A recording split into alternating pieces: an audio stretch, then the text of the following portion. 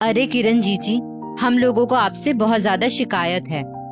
अचानक पूर्वी ने अपनी ननद किरण को फोन किया और ना कोई हालचाल ना कोई खैर खबर ली, बस एकदम से उल्हाना देने लग पड़ी। क्यों पूर्वी, आखिर क्या हो गया? मैंने ऐसा क्या कर दिया जो तुमको मुझसे शिकायत हो गई? किरण ने भी जानबूझकर थोड़ा अनजाना बनने की कोशिश करते हुए कहा, क्योंकि नाराज तो इस बार वो सचमुच थी पूर्वी से।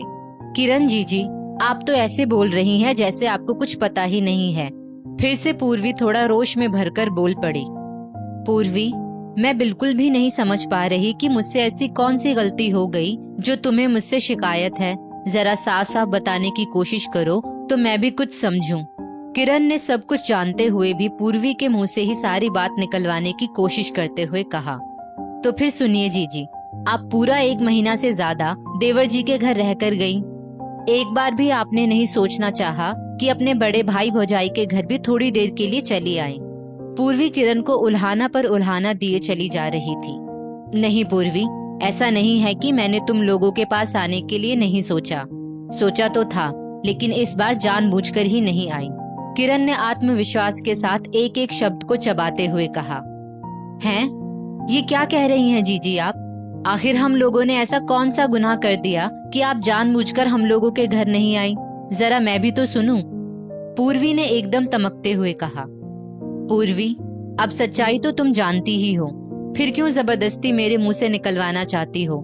लेकिन फिर भी इतना ही सुनने का शौक है तो सुनो।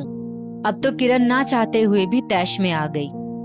पूर्वी, जब से माँ पापा ने इस दुनिया को छोड़ा है तब से लेकर आज तक इन 5 सालों में तुमने मुझको कितनी बार अपने घर बुलाया, जबकि छोटे भाई भौजाई हर बार मनुहार कर करके मुझे बुलाते हैं, लेकिन फिर भी मैं इन सब बातों को दिमाग से झटक कर तुम लोगों के पास 2 दिन रहने के लिए आ ही जाती थी।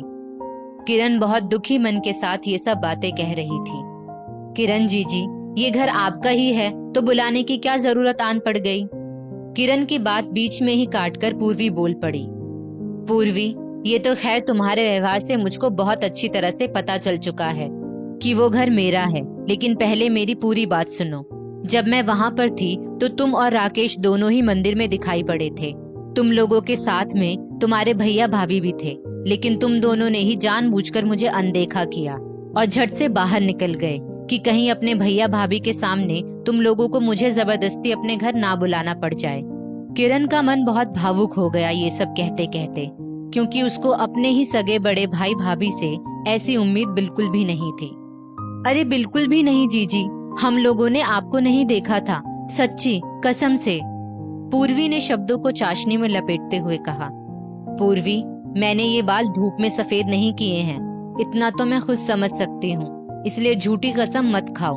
और मैं जब तक वहाँ लोकेश के घर पर रही तब भी तुमने एक बार भी फोन नहीं किया कि मैं तुम्हारे घर आऊँ। आज तब फोन कर रही हो जबकि तुमको पता चल चुका है कि मैं इतने दिनों तक रहने के बाद वापस अपने घर आ चुकी हूँ। और तुम लोग शायद सही भी हो, हम लोग छोटे आदमी जो ठहरे, अब तुम लोग जैसे बड़े आदमी हम लोगों से व्यवहार क्यों ही रखेंगे?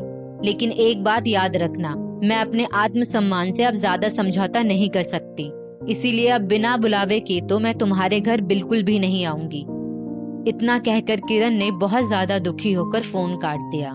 इधर पूर्वी मन ही मन ये सोचने के लिए मजबूर होने लगी कि किरण जीजी गलत थोड़ी ही न कह रही है। वो लोग खुद पैसों के अहंकार में इतना डूब गए कि संबंधों पर पैसों की काई जमा दी। ना तो उसका देवर देवरानी से ज्यादा व्यवहार है और ना ही किरण से, बल्कि किरण मायके आती तो खुद ही उसके पास जरूर आ जाती थी। लेकिन उसने इस बार सचमुच बहुत बड़ी बदतमीजी की थी। उसको तो बस सबकी अनदेखी करना ही आता था। पहले तो राकेश उसके इस व्यवहार को गलत ठहराते थे, लेकिन धीरे धीरे उसने राकेश को भी साम दाम दंड भेद अपनाकर अपने जाल में फंसा लिया। बस उसको अपने मायके से ही मतलब था, लेकिन किरण जीजी ने बिल्कुल सही किया उसको आईना दिखाकर, वरना तो वो दिन पर दिन और ढीठ होती चली जाती। ये सब सोचते सोचते उसकी आंखों में आंसू झिलमिलाने लगे और वो मन ही मन ये सोचकर और भी कांप उठी कि अगर वो ऐसा व्यवहार अपनी ननद के साथ करेगी तो 4 दिनों के बाद जब उसके मम्मी पापा इस दुनिया में नहीं रहेंगे तो उसके भी भाई भाभी उसके साथ ऐसा ही व्यवहार करेंगे और वो भी अपने मायके का मुंह देखने के लिए तरस जाएगी। लेकिन नहीं, अब वो अपने आचरण पर पूरी तरह से लगाम लगाएगी और कल ही किरण जीजी के घर जाकर उनसे पैर छूकर माफी मांगेगी। और सचमुच किरण जीजी स्वभाव की इतनी अच्छी है कि उसको जरूर माफ कर देंगी। आज सचमुच पूर्वी अपने आप को बहुत हल्का महसूस कर रही थी।